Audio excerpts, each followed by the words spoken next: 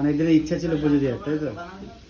অনেকদিন তো ভাবি এই পুজো আসবে দেবো, পুজো দিয়ে আর হয় না, সময় ফাইনালি আজকে হচ্ছে। আজকে একটা ভালো দিন, দীঘাতেও কিন্তু জগন্নাথ দেবের উদ্বোধন হচ্ছে আজকে। একই দিনে সব ভালো কাজই হচ্ছে। সবাই ভালো থাকুক, সুস্থ থাকুক, অক্ষয় তৃতীয়ার শুভকামনা রইল সবাই প্রতি। আর সবাইকে বলে দাও, একটু আসতে বলে দাও। সবাই এসো আমার কালীদির দোকানে প্রসাদ খেয়ে যাও, একদম গণেশের লাড্ডু গণেশের লাড্ডু খেয়ে যাও।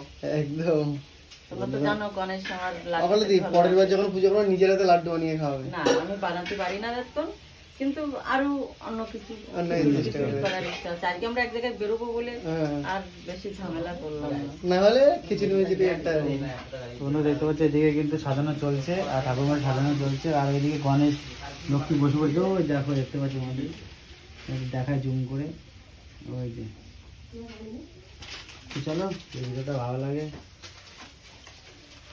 একবার কমেন্টে বলো গণেশ হয় না, ওটা তো কি বলে গণেশায় নমঃ। গণেশায় নমঃ। দেখো এখানে কিন্তু সুন্দর এই সাজানো পুজোটা হচ্ছে।